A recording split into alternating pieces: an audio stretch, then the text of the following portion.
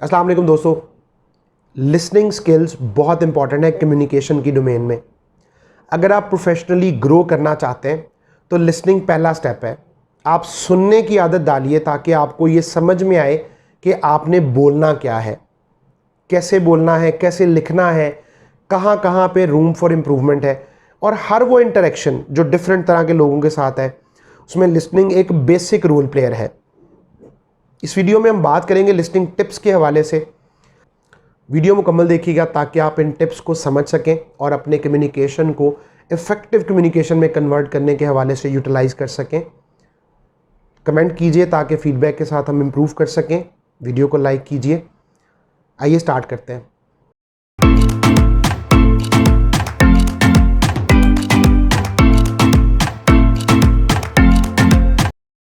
Listening tips के हवाले से अगर मैं बात करूं तो पहली टिप है don't talk, listen, listen and listen.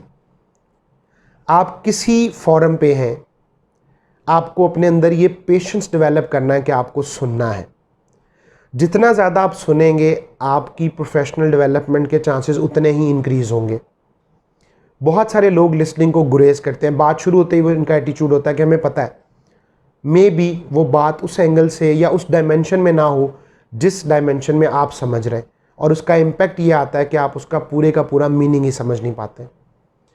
इसको इंटरप्शन भी कहा जाता है कि जब आप दरमियान में इंटरप्ट कर देते हैं स्पीकर को, तो ये एक चैलेंज है जिसकी वजह से आपके लिए जो कम्युनिकेशन है वो इफ़ेक्टिव नहीं होगा और आप समझ नहीं पाएंगे लिसनिंग के हवाले से जो आप इंफॉर्मेशन कलेक्ट कर सकते हैं।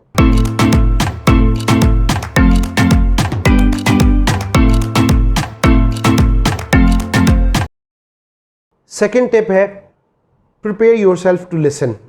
बहुत सारे लोगों में एक अजीब सा जल्दबाजी का आंसर पाया जाता है कि जब वो बात शुरू होती है तो उनकी कोशिश होती है बात ख़त्म हो जाए, बहुत जल्द ख़त्म हो जाए। मैं नहीं सुन सकता या मुझे नहीं सुनना।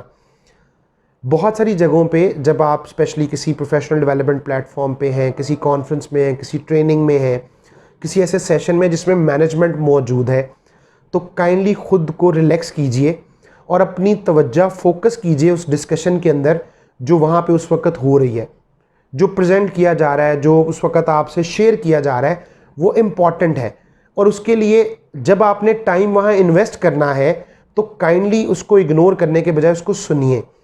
हमेशा याद रखिए कुछ ना कुछ ऐसी टिप, कोई ना कोई जुमला, कोई लफ्ज़ ऐसा ज़रूर शेयर हो जाता है जो आपके बहुत काम आ सकता है।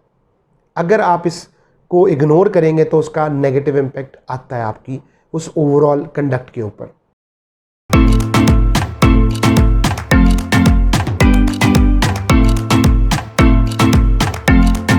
थर्ड पॉइंट है put the speaker at ease.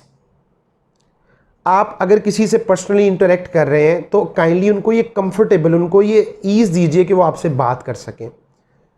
कुछ लोगों में ये प्रॉब्लम होता है कि वो खुद को बरतर साबित करना चाहते हैं और इस सारे जो चैलेंज का एंड ये रिजल्ट होता है कि जो स्पीकर जो आपके साथ डिस्कशन कर रहा है वो अपनी गुफ्तगू को वाइंड अप करके समेट के ख़त्म कर देता है। और बहुत सारी ऐसी चीज़ें जो आपके लिए बहुत ज़्यादा हेल्पफुल हो सकती हैं लेटर स्टेज पे किसी और काम में, वो वहाँ पे क्लोज होती हैं। काइंडली किसी ऐसे इंटरेक्शन में, किसी ट्रेनिंग सेशन में, किसी लर्निंग प्लेटफॉर्म पे, बॉस की मीटिंग के अंदर ये एक इन्वायरमेंट क्रिएट कीजिए कि लोग आपके साथ आइडियाज़ शेयर करें, आपको टिप्स दें, आपको फीडबैक दें, आपको क्रिटिसाइज़ कर सकें, ताकि आप अपने अंदर वो इम्प्रूवमेंट लेके आएँ और अपने लिए उसको ग्रोथ के हवाले से यूटिलाइज़ कर सकें।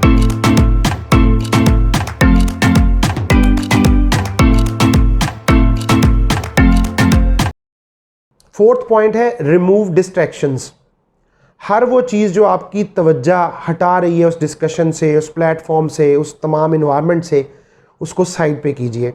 आजकल एक बड़ी कॉमन डिस्ट्रैक्शन है मोबाइल फ़ोन। लोग किसी भी प्लेटफॉर्म पे जाते हैं, वो अपना मोबाइल फ़ोन निकालते हैं और वहाँ पे सोशल मीडिया एक्सप्लोर करना शुरू कर देते हैं, टेक्सटिंग स्टार्ट कर देते हैं व्हाट्सएप पे अपने मोबाइल के थ्रू। कोई ऐसा डॉक्यूमेंट उनको दिया गया तो वो अननेसेसरीली उसको मूव कर रहे होते हैं, अपनी अटेंशन को डाइवर्ट कर रहे होते हैं और वो सारा जो उनका इन्वायरमेंट है वो डिस्ट्रैक्ट हो जाता है उस एक्चुअल डिस्कशन से जो कि एजेंडा है, थीम है। और इसमें बहुत सारे लोगों को बाज़ औक़ात निदामत भी उठानी पड़ती है जब उनसे क्वेश्चनिंग की जाती है, क्योंकि वो डिस्ट्रैक्टेड होते हैं। तो वो मैसेज को ना अंडरस्टैंड करते हैं और ना ही उसको रिस्पॉन्ड कर पाते हैं जो उनसे पूछा जाए। तो काइंडली आप डिस्ट्रैक्शंस को अवॉइड कीजिए। ये कुछ भी हो सकता है, कोई पर्सन हो सकता है, मोबाइल फ़ोन है, कोई डॉक्यूमेंट है, कोई इन्वायरमेंट में, हर वो चीज़ जो आपके लिए चैलेंजिंग है, तो काइंडली आप उसको अवॉइड कीजिए ताकि आप फोकस कर सकें उस लिसनिंग को एज इफेक्टिव लिसनिंग।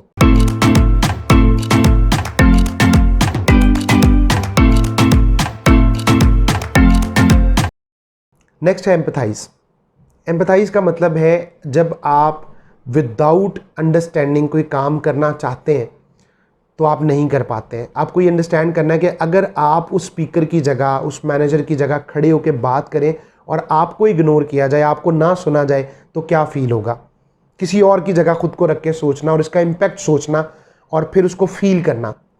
कुछ लोग होते हैं जो सेशंस के अंदर एक प्री डिसाइडेड माइंडसेट के साथ जाते हैं, या वो पहले से परसीव कर चुके होते हैं कि वहाँ पे क्या डिसाइड होगा, जबकि सिचुएशन एक्चुअल में डिफरेंट हो सकती है।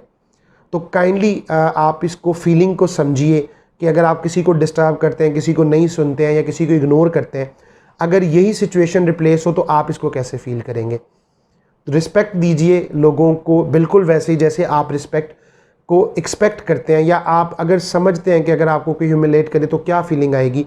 तो ये एक तरह से डिसरिस्पेक्ट है जब कोई आपके बाद बात कर रहा हो और आप कहीं और मुतवज्जा हो या आप उसको अंडरस्टैंड ना करना चाह रहे हो।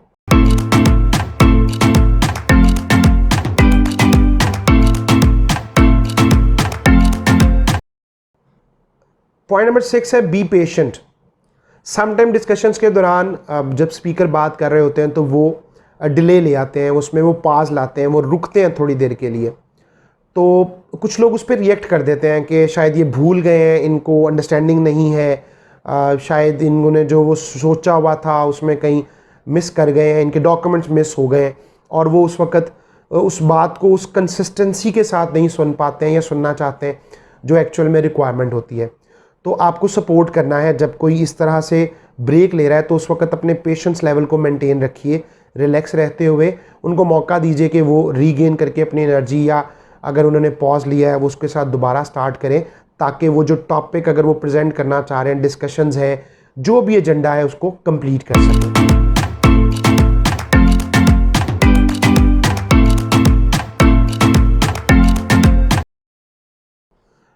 Avoid personal prejudice.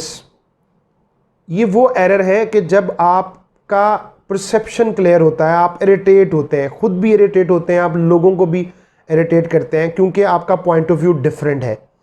कोशिश कीजिए अच्छे प्लेटफॉर्म से जब आप मौजूद हों, आप डिस्कशंस में मौजूद हों, तो इम्पार्शियल रहें, अनबाइस तरीके से वहाँ पे मौजूद हों, और आपके जो पर्सनल पॉइंट ऑफ व्यूज़ हैं वो रिलीजियस भी हो सकते हैं, वो पॉलिटिकल हो सकते हैं, वो आपके बिलोंगिंग के हो सकते हैं, उसको उस तरह से इम्पैक्ट में ना आने दीजिए जब आप लिसनिंग कर रहे हैं। जब आप किसी का कंप्लीट पॉइंट ऑफ व्यू सुनेंगे फिर एनालिसिस कीजिए और उस पर अकॉर्डिंगली आप रिएक्ट कीजिए, रादर कि आप स्ट्रेट अवे किसी को प्रीवियस किसी एक्सपीरियंस या किसी के परसेप्शन की बेस पे, एक माइंडसेट की बेस पे इरिटेट हो और रिएक्शन करें। मे बी जो आपके साथ डिस्कशन हो रही है वो किसी और के वाले एक्सपीरियंस ना हो, डिफरेंट हो सकता है। तो काइंडली लोगों के साथ इंटरेक्ट करते हुए जो पर्सनल बाइस है उसको अवॉइड कीजिए, अनबाइस होकर डिस्कशन में अपनी प्रेजेंस शो कीजिए।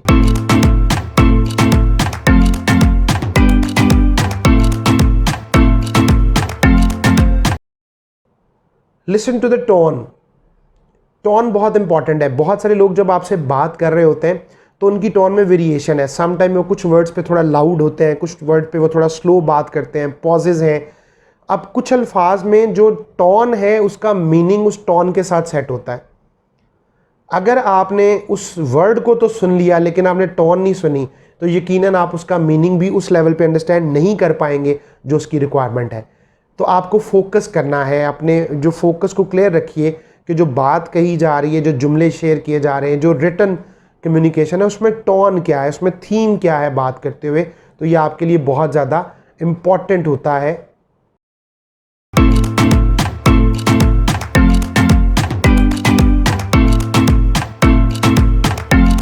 Listen for ideas not just words.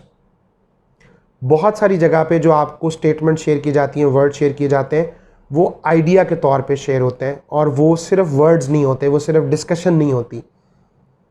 For example अगर कोई सेल्स की कॉन्फ्रेंस है और वहाँ कहा गया कि ये काम करने से इतना रेवेन्यू भी इंक्रीज़ हो सकता है, ये एक आइडिया है, अगर हम ये काम ऐड कर लें तो इससे आपको इतना पे बैक भी मिल सकता है, अगेन ये एक आइडिया है, ये सिर्फ स्टेटमेंट नहीं है। अगर हम ये काम करें तो इसका रिटर्न ये भी हो सकता है। ये वाली गलती अगर ना की जाए तो ओवरऑल हमारे टारगेट इतने ज़्यादा इंक्रीज़ हो सकते हैं। ये आइडियाज़ हैं। अगर आपने उस डिस्कशन को आइडिया के पर्सपेक्टिव में अचीव किया तो बहुत सारी चीज़ें डेवलपमेंट पॉइंट ऑफ व्यू से आपके लिए हेल्पफुल हो सकती हैं। फोकस कीजिए कि बात हो क्या रही है और इसका कॉन्टेक्स्ट क्या है।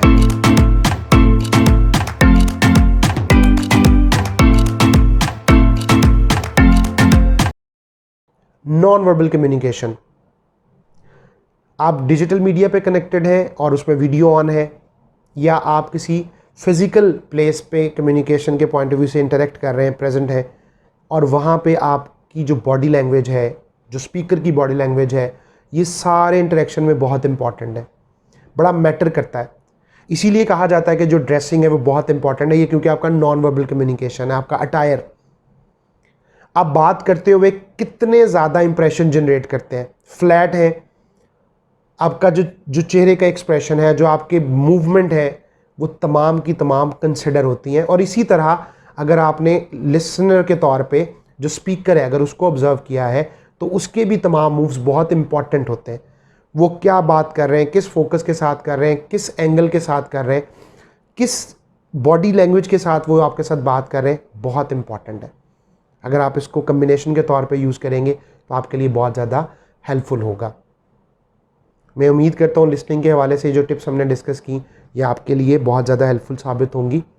कमेंट ज़रूर कीजिए, वीडियो लाइक कीजिए, हमारे चैनल को सब्सक्राइब करना मत भूलिए। ख्याल रखिएगा। अल्लाह हाफ़िज़।